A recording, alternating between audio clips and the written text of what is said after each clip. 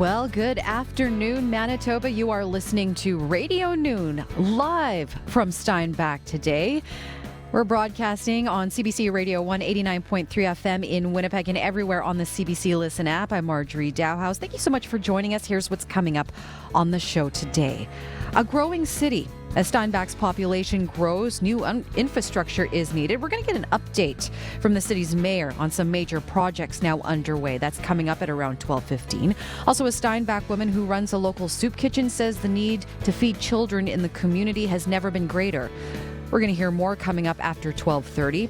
But first up, the search for workers. With many industries struggling with labor shortages, how a job fair here in Steinbach hopes to match employees with employers.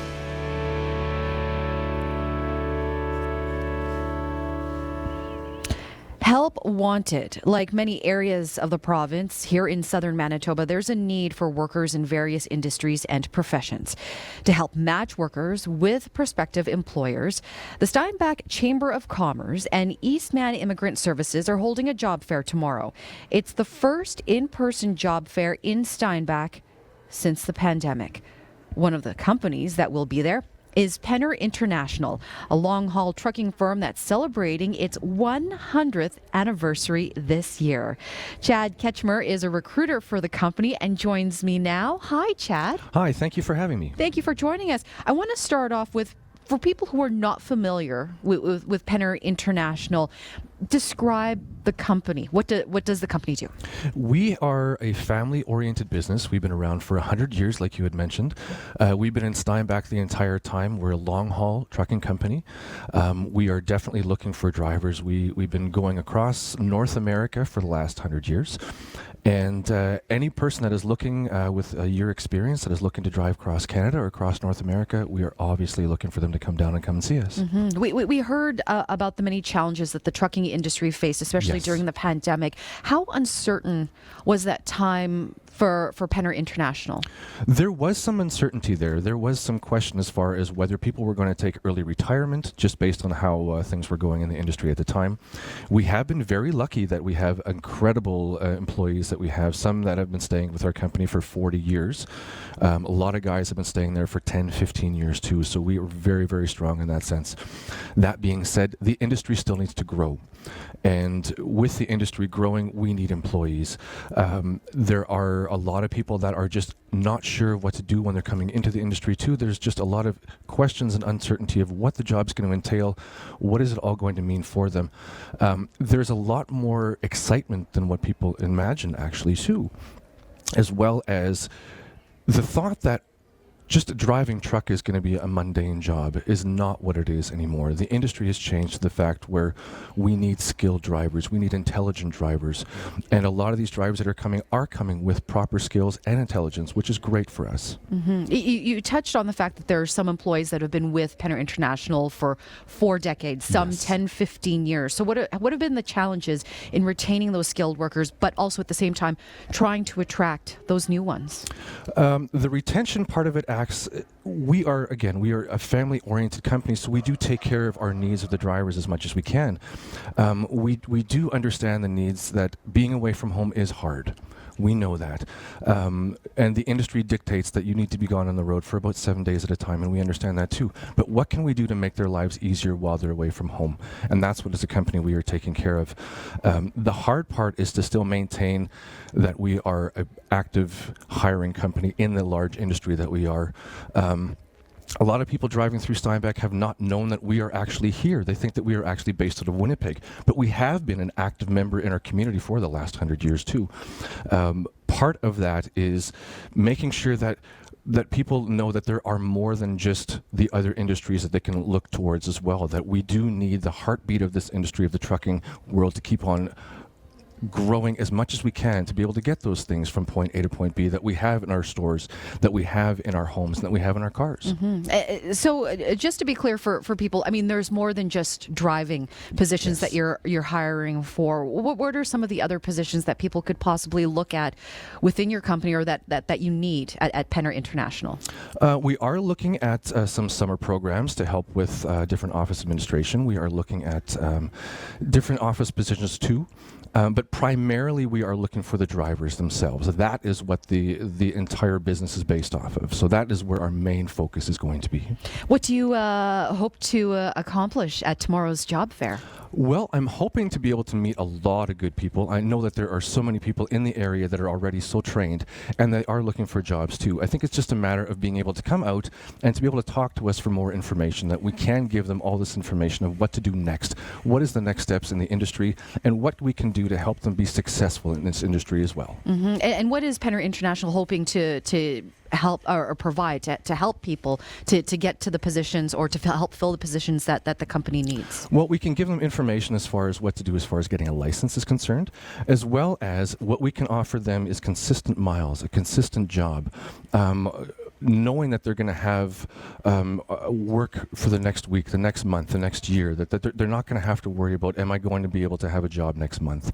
Am I going to have miles the next month or anything like that? We can give that consistency, and we can give that feeling of that they've become home, like it's a family. Yeah. About how many positions are you looking to fill? As far as drivers are concerned, as many as they can come out. Yeah. We know that a lot of people are choosing to move to Steinbach. There are a lot of newcomers that are coming to the community. What kind of training programs are available in order to help them find jobs and continue to live here in the area? In the area here, we do have a couple of training schools that have started with the MELT program in the last couple of years. With that MELT program, that's the Manitoba entry-level training program, that helps drivers get a proper training to get into the industry so they're prepared. Not like the way it used to be 20 years ago when you would just get a license, hand the keys, and now do the best you can. Now these drivers are coming in with an actual idea of what to do. They're not questioning of whether they can cross the border or not, whether they can go across the country or not. They're actually safe and secure coming into the industry. Mm-hmm. You kind of have a chance here before the job fair tomorrow to kind of put the word out there. What would you want to say to prospective employees? To prospective employees, I would say do the best you can to explain to the drivers or to these new people coming out what their hope is for the future, that they actually have something here in this area and in this industry that they can actually become successful. Is there anything else that you're going to be doing in the weeks and months to come at Penner International? Well, I myself am going to be going to Brampton, Ontario, where I'm going to be in another job fair there, and as well as we have another one of our recruiters that's going to be in the Winnipeg job fair in the next couple of days too. So we are reaching out across the country as we go in the future too. Chad, much appreciated that you can join us today here on the show in person. Thank you so very much. Much for having me. That is Chad Kretschmer, a recruiter with Penner International, which is headquartered here in Steinbach. Now, again, the job fair happens tomorrow at the Pat Porter Active Living Center from 4:30 to 7:30 p.m. Hi friends, I'm Elamin Abdulmahmoud, host of the new show Commotion. If you don't know about us yet, well, we are your daily deep dive into the biggest stories coming out of the world of pop culture, art, and entertainment. And luckily, I'm not going to be doing it alone, okay? I'll be joined by some brilliant culture writers and thoughtful superfans. Consider this your invitation to join the group chat. Check out my brand new show Commotion, weekdays at 11:30 in Newfoundland on CBC Radio One and CBC Listen. It is now 12:14 and you are listening to Radio Noon, live in Steinbach. I'm Marjorie Dowhos. Thank you so much for joining us. Well, still ahead here, we're going to be hearing more about some major projects that are underway in the city. Steinbach's Mayor, Earl Funk, will be speaking with us shortly, but let's talk about your forecast today in Winnipeg. Light snow in the southern Red River Valley. Mainly cloudy today, high of -3. Tonight, mainly cloudy, becoming breezy overnight, a low of -12. Tomorrow, partly cloudy in the morning, mix of sun and cloud with a chance of flurries in the afternoon. Windy, that northwest wind in the afternoon, 30 gusting to 50, a high of -8. There is the chance of flurries on Thursday night. Windy again. Friday, cloudy with a chance of flurries. Light snow, windy once again, looking at a high of -10. Current temperatures around the province at this hour. Brandon, cloudy and -17. -22 for you in Churchill under a partly cloudy sky. We've got sunshine in Dauphin at -7. Mainly sunny -15 in Flin Flon at this hour. Swan River -10. Sunshine -12 in the Paw. -17 and light snow being reported in Thompson and in Winnipeg at the airport. Cloudy -6. Wind west at 13.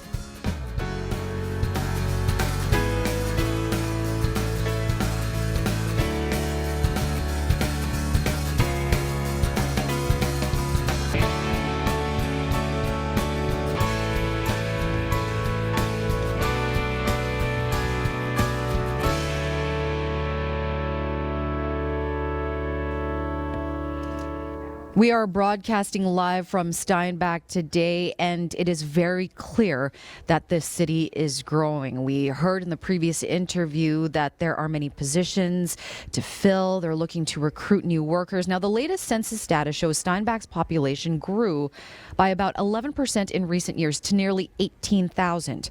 That growth is apparent in some major construction projects that are now underway. We'd like to welcome to the show Steinbach Mayor Earl Funk. Good afternoon, Mayor Funk. Good afternoon. It's wonderful to have you here. Well, it's great to be here today. We want to talk about the big construction projects because the city, as fast as it's growing, obviously has its infrastructure challenges. Work is underway on the new Southeast Event Center. Tell us a little bit more about that facility. Okay, the Southeast Event Center, it's probably one of our favorite things to talk about because this will be an actual jewel of the Southeast, because this will be something that it's in Steinbach, but it can be used by the whole Southeast. It'll be 100,000 square feet is what we're adding to our already existing rinks.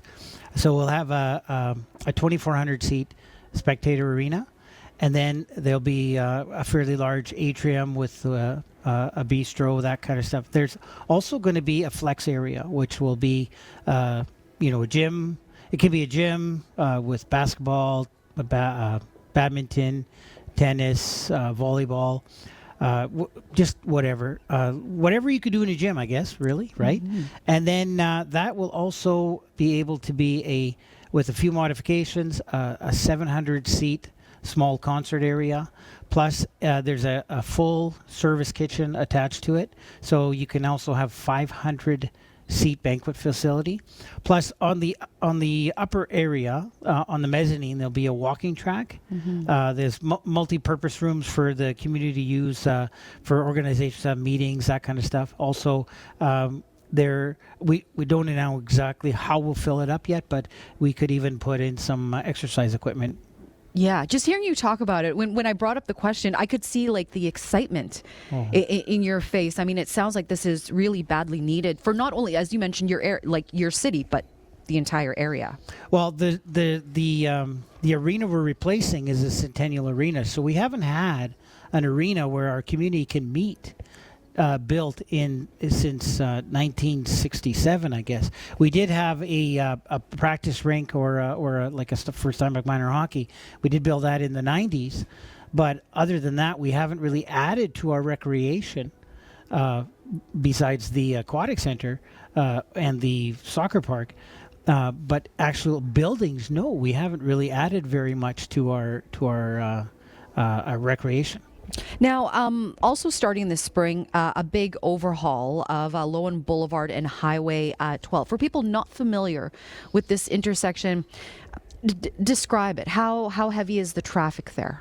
The traffic is very heavy, especially it's hard for me to think that Steinbach has rush hour traffic, but we do already. Mm-hmm. And being a long-time resident, my whole life, right? You see this gradually getting, but that intersection is actually failing us right now because the wait times at that intersection can be over 7 minutes, which is a long time when you're waiting to get somewhere, right? So we'll be upgrading that. There'll be 4 lanes coming south, 2 will be turning east, 2 will be going through to the south, and then will also be a westbound, like when you're coming from the north, a westbound turning lane as well. And then we're just increasing the width and the capability of that. We're on both sides on the Lowen Boulevard, which is our responsibility, and then the number 12, which is the provincial responsibility. This is a partnership with the province that we're doing, and we're doing it relatively 50-50. Mm-hmm. So the project is just over $8 million, and the province has come in for $4.1 million. And what's the timeline on that? It's actually a 2-year project. Like the scope of this project is so huge that we're doing it in 2 years. Most of the groundwork will get done this year, and then all the surface work will get done next year. We know how much water towers mean to Manitobans, especially, all the communities outside of Winnipeg. And I understand that Steinbach's water tower is getting a makeover. Tell us a little bit more about that. Well, I think the water tower has been painted 4 times now since it was put up, and I believe it was in the 50s. But yeah, no, we're getting we'll get the Steinbach back on there, but it's been just needed a spruce up.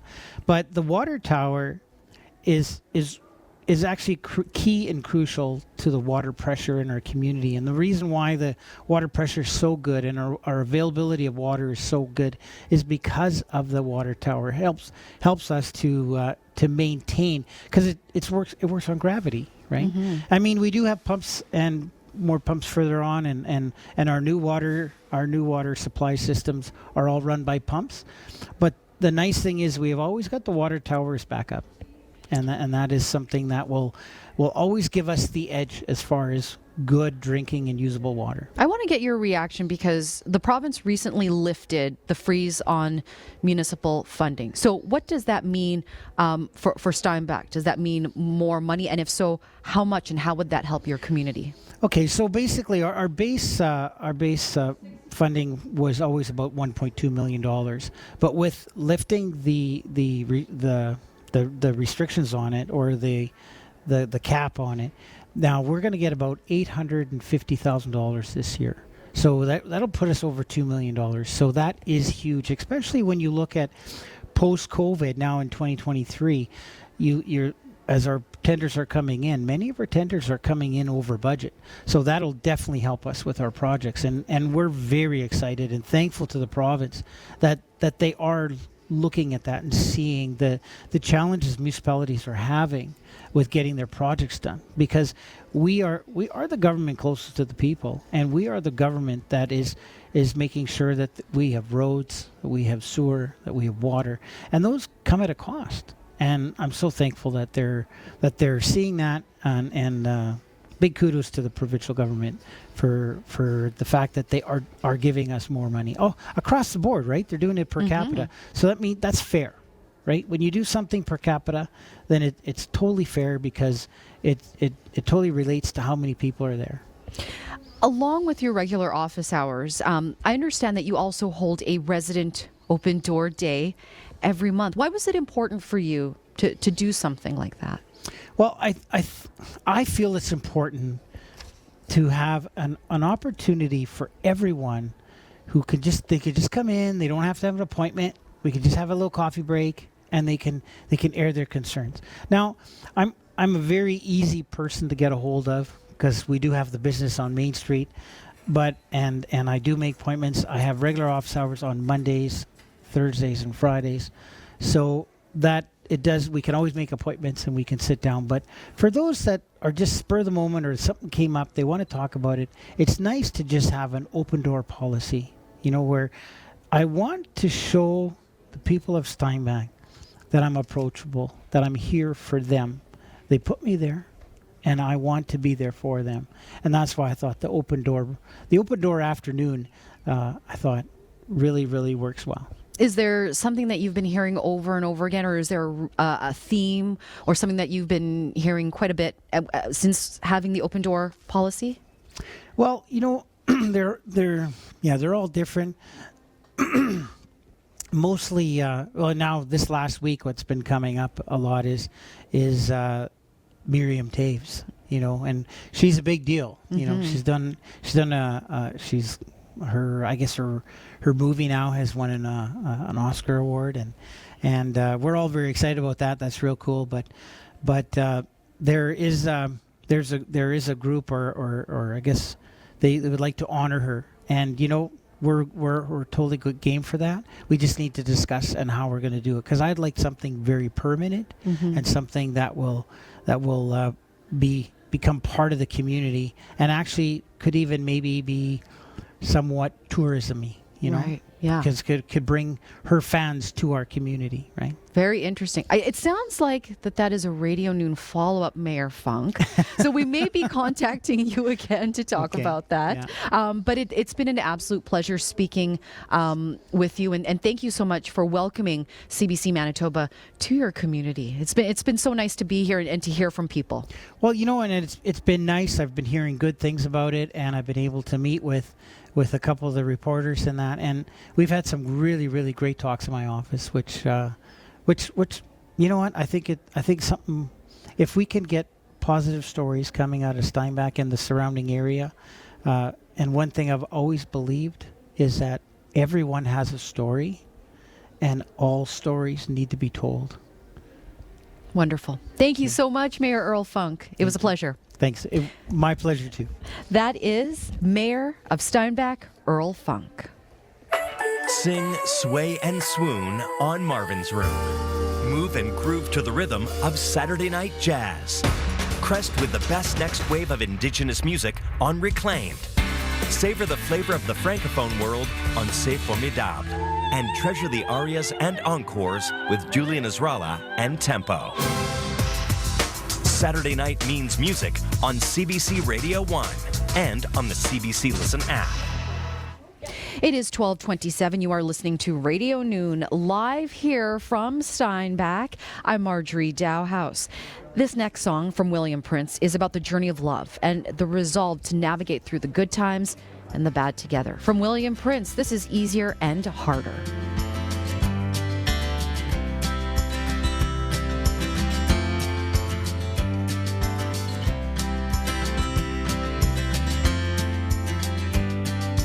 Love's a situation, manifestation, representation of what we like in someone who might go the distance, be blowing in the wind with beginning and the end, over and over again. The truth about love, it don't come all at once, it gets easier and harder all the time. And if you don't give up, when pushing comes to shove, it gets easier and harder all the time. It gets easier and harder all the time.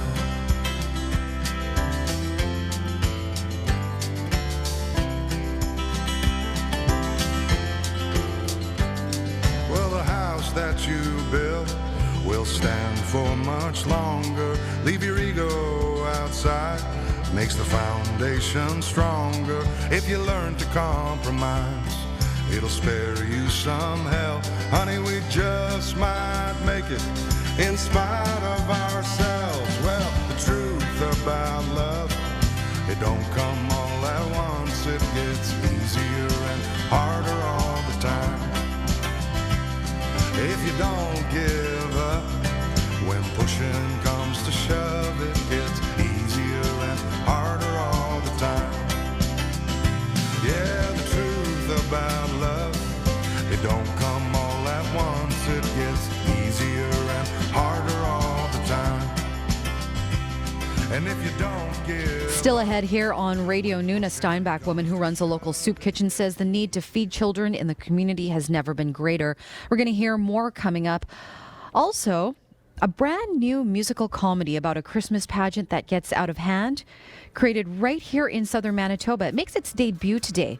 We'll speak with its creators coming up. Also, celebrating Filipino culture here in Steinbach. We'll learn all about the city's first Culture Days happening. Stay tuned for that. Coming up next here on CBC Radio One, here's CBC Local News with Matt Humphrey.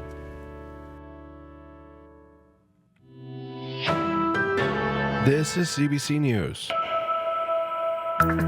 At 12:30, we're at -3 with cloudy skies over downtown Winnipeg. Good afternoon. The provincial government is giving a $50 million boost to the Manitoba First Venture Capital Fund. It was established last year, creating the first such locally based fund. This brings the available capital to $100 million. Premier Heather Stephenson says it means the province is open for business. This investment will spur the creation and growth of a new generation of entrepreneurial-led businesses and drive province-wide growth. The province says the initial investment in the fund has already generated more than $100 million in private sector interest. It will invest in companies that are already established but need the capital to take their business to the next level. In international news, accusations between the Pentagon and the Kremlin are the things flying today after a downing of an American surveillance drone yesterday. Washington and Moscow are in a diplomatic duel over the first contact made between the nation's militaries since the start of the Ukraine war. Paul Hunter explains. With both the U.S. and Russia blaming each other for what happened with the drone, U.S. Defense Secretary Lloyd Austin was today forceful. So make no mistake, the United States will continue to fly and to operate wherever international law allows. And it is incumbent upon Russia to operate its military aircraft in a safe and professional manner. Neither side denies the Russian jets encountered the drone, but Moscow denies its fighter jets made contact with the aircraft. The U.S. says the drone was in international airspace and that Russia acted in a dangerous, reckless manner. Russia calls it a provocation and now wants to find what's left of the drone at the bottom of the Black Sea. Paul Hunter, CBC News, Washington. And finally, Winnipeg honors a homegrown international wrestling star. Mayor Scott Gillingham unveiled the special recognition at City Hall. The Woodsworth Way between Browning Boulevard and Westwood Drive will receive an honorary street naming as Chris Jericho Way. Jericho grew up on Woodsworth Way. He's gone on to fame as a wrestler, rock star, author, actor, and producer. This is one of the coolest moments ever for me. Like, it's great being in a video game or having like an action figure, all these sort of things, but have a street named after you, especially the street where I grew up on. It means a lot to me. It's a huge honor. My mom and my grandma both have passed away, but this is something that would make me legit to both of them. Jericho will receive a Queen Elizabeth Platinum Jubilee Medal from the province this afternoon. And that's your CBC News from Winnipeg. Thank you very much there, Matt. My pleasure. That is Matt Humphrey with your CBC Local News Update. You're listening to Radio Noon here on CBC Radio One. I'm Marjorie Dowhos. Thank you so much for joining us. We are broadcasting live from Steinbach today. Let's see what's happening in the forecast. CBC meteorologist John Sauter is back at Studio 15 in Winnipeg. And John, you know what? We had some blowing snow, some very strong winds last night. And when Corey and I were heading out here, we actually had to delay our trip a little bit because there were highway closures because they were ice covered because of the weather we had last night. But I have to say that it's cleared up very nicely. And last check, it's not so sunny right now in Steinbach, but at least the wind has died down. Well, that's good. Yeah. The wind yesterday was absolutely amazing. We had peak gusts at Winnipeg around 82. I'm still looking at other areas in the province where winds were gusting 80 or above. And I think if you were going to head to Steinbach yesterday from Winnipeg, it would have been a no-go, obviously. But today much calmer. We're looking at winds about 10 to maybe 15 kilometers per hour, and generally out of the north. And despite the northerly breeze, we are looking at still a high of around -3 here in Winnipeg and in the Steinbach area. I am tracking some snow that's going to be very close to you, Marjorie. It's just right in the southern end of the Red River Valley. Probably make it as far north as Morris in the Red River Valley, but I think that if you see anything in Steinbach, it'll just be a few flakes. South of that area could see maybe a centimeter or two of snow this afternoon, and a lot of that just moving from west to east right along the international border. Into tomorrow, we are still cloudy, a lot cooler, -8 the high, and windy once again. The next couple of days are pretty windy. Northwest 30 to 50 tomorrow. Friday 30 to 40, and still out of the northwest, we'll see a few flurries and a few sunny breaks on Thursday. But Friday is a cloudier day with a chance of flurries or light snow. And if it leans more toward light snow, 1 to 3 centimeters possible. Friday's high only -10. By then, the normal high is right on the freezing mark. And then Saturday, still cool, mainly sunny though, -8. And we rebound in the sunshine on Sunday to -2. The warnings have been lifted in northern Manitoba, although in Thompson, we're still seeing some light snow. Couple more centimeters today on top of what fell yesterday, which was over 20. And then out to the east, areas like God's Lake and Island Lake will get 2 to 4 more centimeters today, Marjorie. All right. Thanks a lot, John. Thank you. That's CBC meteorologist John Sauter. John will, of course, have the very latest on your forecast coming up on Up to Speed this afternoon. Tune into CBC Radio 1 from 3 to 6 o'clock. And, of course, John will be back with his forecast on CBC Winnipeg News at 6 on CBC Television and also streaming on CBC Gem.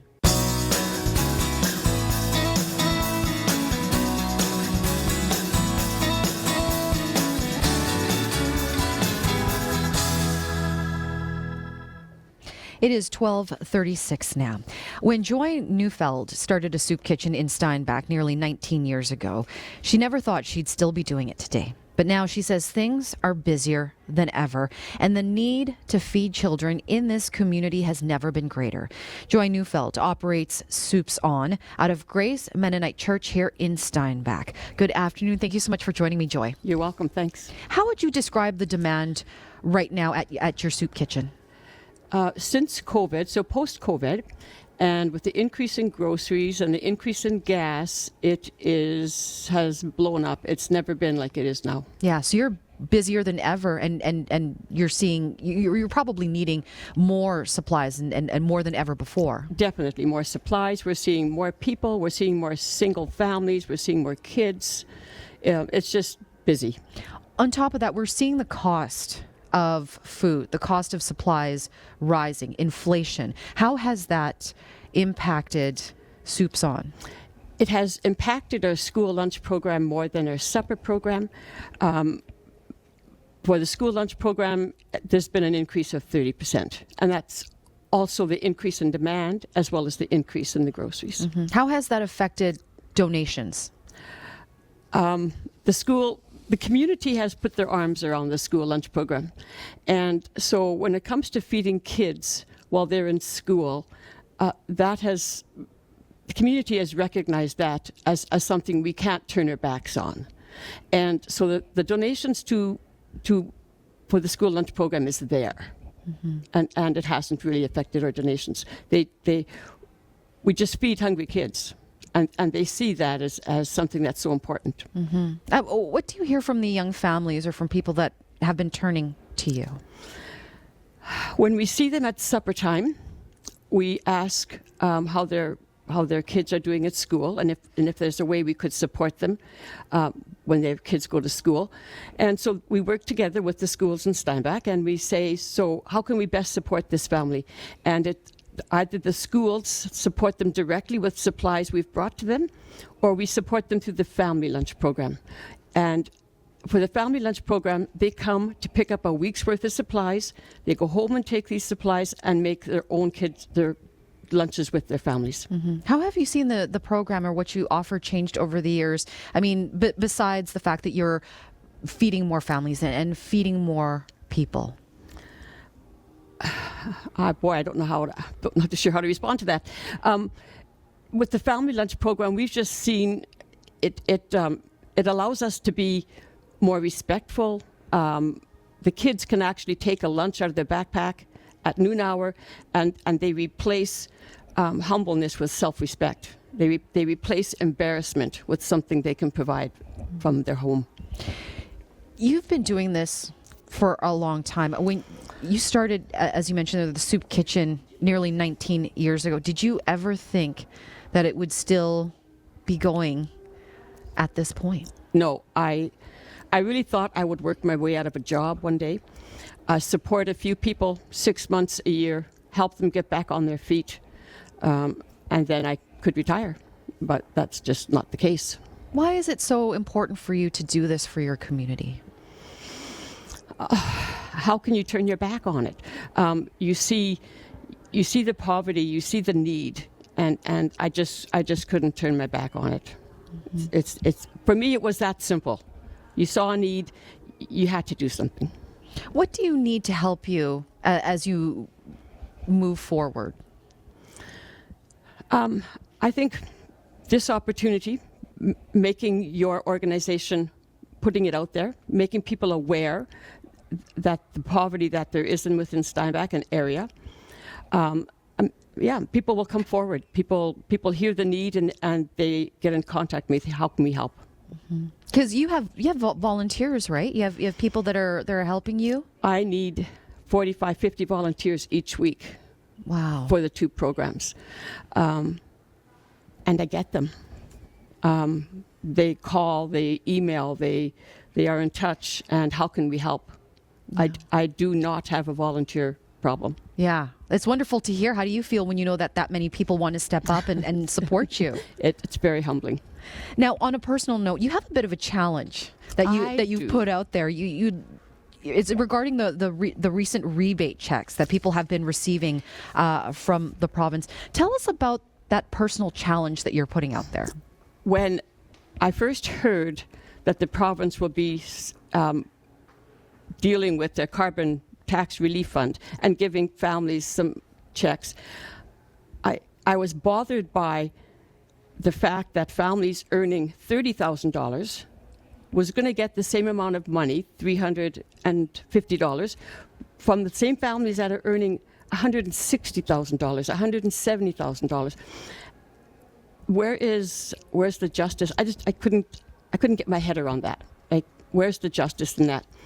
So it's too late to get the province to change their mind, and I get that. But it's not too late for us, to make a difference. And we can do that by supporting a very great organization here in town. They are tackling affordable housing, and they're in the process of building a 24-unit suite building, and we can support that project. I am going to donate my $350 check to that project. Mm-hmm. I can help that way. Yeah. What's the name of the project, by the way? The Bridge. The Bridge. And it's the Steinbach Community Outreach Project, and it's called The Bridge. And you're putting that challenge out there. Putting it out there. Joy, I really do appreciate you coming down to join us here in person. It's nice to be here. It's been an absolute pleasure. Thank you so much for joining us today. You're welcome. Thank you. Joy Neufeld runs Soups On in Steinbach. It's not just how a story is told. It's about whose story it is to tell. It's not just playing what's new. It's setting the stage for what's next. It's not just about the game. It's bringing your game. It's not just trusted news. It's being where it matters because it matters. It's not how Canadian you are. It's who you are in Canada. It's not just one thing. CBC. It's a Canada thing. It is 12:43. You're listening to Radio Noon here on CBC Radio One, broadcasting live from Steinbach. Today, I'm Marjorie Dowhos. Right now in Brandon, cloudy and -7. -21 in Churchill, partly cloudy for you in Thompson, light snow and -16. And in Winnipeg at the Forks, cloudy and -2. Well, Steinbach is having its first ever Culture Days this week. There's plenty of live music and great food on hand as Métis, Ukrainian, and Filipino cultures are being celebrated. Later today, the party resumes at the Pat Porter Active Living Center with Steinbach's Filipino community in the spotlight. Let's find out more about what's happening from Greg Carlos. He's the president of the Southeastman Filipino Association. I spoke with him earlier and asked how exciting it is to be part of this event. Actually, this is the first ever cultural event in Steinbach, and being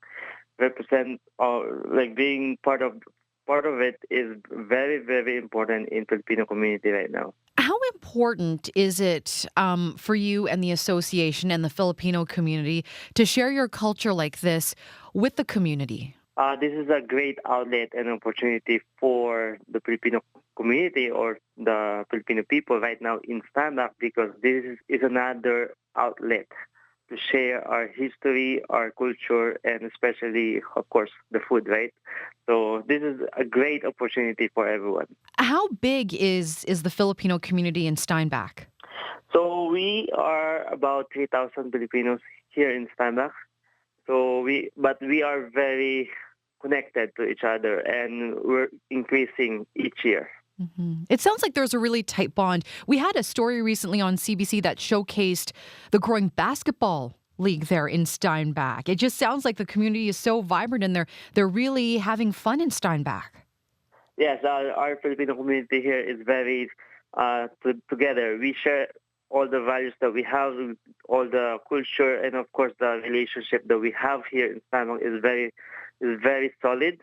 The foundation is very solid, and the PBL and the Filipino community is participating and doing all the things that we can to share all the information and everything that we can share to different culture. I want to talk more about what's going to be happening at Culture Days. So tell us what's going to be happening at Culture Days. What will people get to see and experience? This evening we're gonna have a lot of performances. We're gonna have a lot of food. Everyone knows knows about our food. Our food is very delicious and very famous, especially the pancit, the spring roll, and we're about to introduce a new food here in Steinbach, which is the lugaw with chicken. It's like a porridge with chicken. And another thing is empanadas. We call it Ilocos empanadas. And this is another food to introduce to the community. Mm-hmm. I know all about Filipino food. I'm Filipino. And you just described a taste of home right there. Pancit, lumpia, lugaw. It's sounding so delicious and exciting. And what are you hoping that people will take away from the celebration at Culture Days? Well, we hope that everyone will come, and we hope everyone will learn about the history of the Philippines, and we enjoy their performances, and especially we would like for everyone to experience the food that we have, that we share to different nationalities in the community. And this is a great opportunity for everyone to enjoy and participate in this special occasion here in Steinbach. That is Greg Carlos, president of the Southeastman Filipino Association. Culture Days continues later today at the Pat Porter Active Living Center here in Steinbach from 5 p.m. to 9 p.m. It is 12:47 now. For anyone who's ever been part of a church Christmas play, you know there can be some drama. It's the setting for a new musical that debuts at Providence University College in Otterburn today. It's titled When You're a Star. Its creators are Mark Moyer and Laura Kathleen Turner. They stopped by live at our location here in Steinbach this morning, and I began by asking Laura what story the new musical tells. It tells the story of a woman named Marian Fisher who just wants to put on a simple, reverent, celebratory pageant at her church at Christmas time. And her pastor brings in two people from Broadway, and one of them, a director, completely takes over the pageant and turns it into a wild Christmas extravaganza. And everything that Marian didn't want. And then we just watched the tension from that kind of explode. Now you created the musical, right? Yes, we both did together. Both did, yeah. Yeah. So Mark wrote the majority of the book, so the majority of the script, and I wrote the majority of the songs. But we both have a hand in both. Mm-hmm. And yeah, it's been a really fun project. I want to ask you, Laura, tell us, because not only have you had a hand in creating this, but tell me a little bit about the role that you play in it. Sure, yes. So I play the Jenny St. Germain, who is kind of a psychotic teenager who is going to do whatever it takes to climb the ladder and be Mary in the pageant, which to her is the biggest deal ever. To other people, maybe there are more things that are other things that are more important, but not to her. So yeah, she's a really fun character to play. Yeah, it sounds like it. Yeah. Mm-hmm. And Mark, what's your role in the show? Well, I play David Summers, who is the obnoxious British Broadway director who comes in and basically hijacks the pageant from Marian. And basically he just takes over everything and as Laura said, turns it into absolutely everything she didn't want it to be. And then on top of playing those roles, we also have co-directed it and produced it and written it, and it's been an absolute blast. Yeah. Mark, what inspired you to do this, to come up with this? What was the inspiration? Sure. Well, I'd written a version of this story, man, it must be about 13 years ago now, and we actually did it as a church Christmas play once. It was about 45 minutes long, and I just forgotten about it for a while, and then we just finished doing King Lear with our MTC Shakespeare Fest. And I came across the DVD, and usually when you're a writer or an actor, you don't want to see anything you've done a decade ago. Mm-hmm. But I watched it, and I thought, boy, the bones are still really strong, and the jokes still really land. And so I brought it to Laura. I said, hey, I found this. I dug it out. What would you think about turning it into a musical? I think the body's there to turn it into a good musical. And she jumped at the opportunity because that's her world. That's what she loves to do. And so we wrote it, and I mean, our background is we put on tons of church Christmas plays together over the years, and as I joked earlier, there are the stories of Broadway and Hollywood, but the real drama comes with church Christmas plays. That's where the real fun takes place, and the other aspect of it too, and it's something that that we've just seen over the years is, the play is a satire. It's definitely a satire of commercialism within the evangelical world, and this sort of bizarre tendency of the culture we're in, where it seems like entertainers want to preach and moralize and save people, and churches want to entertain. There's just been kind of this bizarre takeover of each other's messages, and so we thought it'd be really, really fun. What happens when these two worlds collide? When these two worlds where they've kind of taken on each other's roles? What happens when we smush them together and put them in the same room? And the show basically just exploded from there, and it's been such fun. And I want to ask you about that, Mark, because it is a satire, right? And you said it's bringing those two worlds together. How do you think audiences are going to react to that? First and foremost, I think they're going to laugh. Yeah. It's an incredibly funny show. And it's, there's laugh-a-minute shows. This is a laugh every couple seconds shows. I mean, the runtime's going to be gargantuan simply because people are going to laugh.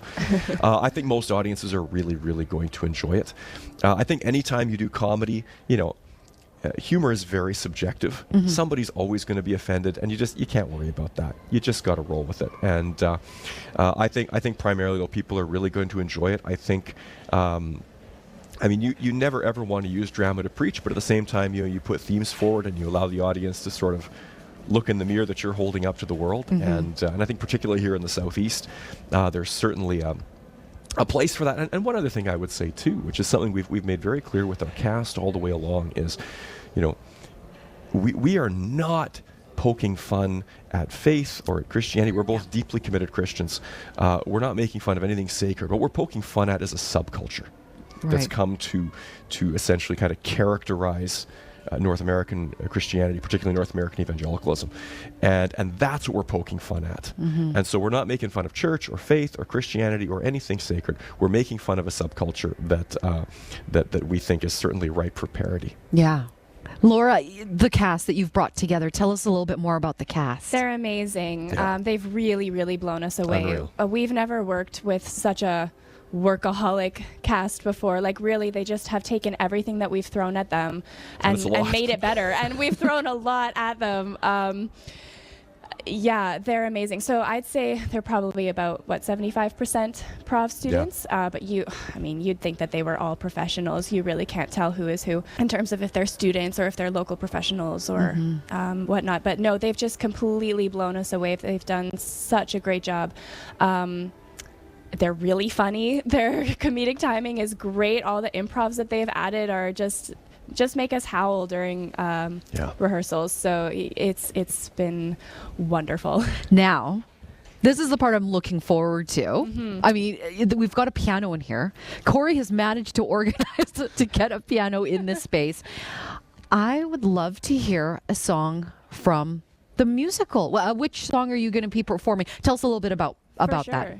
Yeah, so the song is called I Will Make Sure, and it closes Act 1 of the show. And so I'm just going to be playing a little part of it. It is technically a duet, but I'm just going to be singing Marion's part. And basically, this is Marion's I Want song. This is, this crazy director has come and taken over everything, but I'm still going to stand in my corner and fight for what I believe in because I think that this is important. And that's kind of what the song is about. This was my pageant, my tiny Christmas show. How did we get here? I don't even know. They're taken in by the glitter and the lights, but all their toys are overshadowing a holy night. I made a point of sticking to my plan. Then someone else came, took control away, and then he ran. Now I'm left here sitting in the dust, but I am not about to walk away, and you can trust. I will make sure that Christmas is secure, the message and the truth.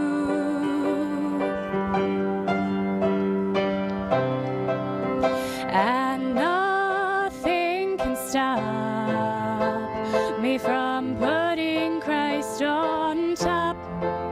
No matter what you try to do, the gospel will come through. I feel it rising in my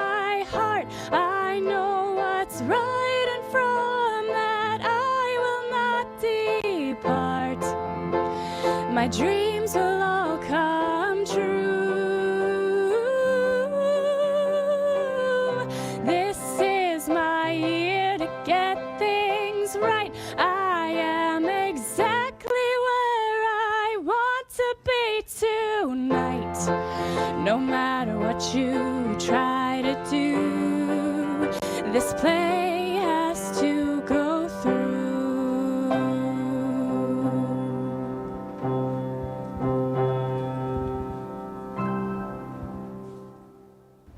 Just incredible. That is Laura Kathleen Turner performing that song from When You're a Star. Mark Moyer, also co-creator of When You're a Star, joined us today. It's a musical comedy that debuts today at Providence University College in Otterburn. Now, along with the cast of students from the Steinbach area, there are performers from around the world, including across Canada, Ecuador, and the Bahamas. The first show is coming up in a few minutes at the college at 1 o'clock. The production runs through to Saturday. And guess what? We have 2 pairs of tickets to give away. The first 2 people to come by our Communities in Focus Bureau here in Steinbach at the Clear Spring Center will get those tickets. So come by, say hello, and get yourself some tickets. Well, that brings us to the end here of Radio Noon. Thank you so much to the incredible crew who worked so hard on the show today. Senior producer of audio, Janice Moeller, Leif Larson, Margot Watt, Matt Humphrey, CBC meteorologist John Sauter, Corey Funk, Dylan Longhurst, Chloe Friesen, some wonderful folks behind the scene, Nadia Kidwai, Jason Empson. And thank you so much to the wonderful people of Steinbach, our guests today, the Clear Spring Center here in Steinbach. It's been an absolute pleasure. I'm Marjorie Dowhos. Enjoy the rest of your day. We'll talk to you again tomorrow. And stay tuned here to CBC Radio One. Coming up next, Tapestry. Have a good one.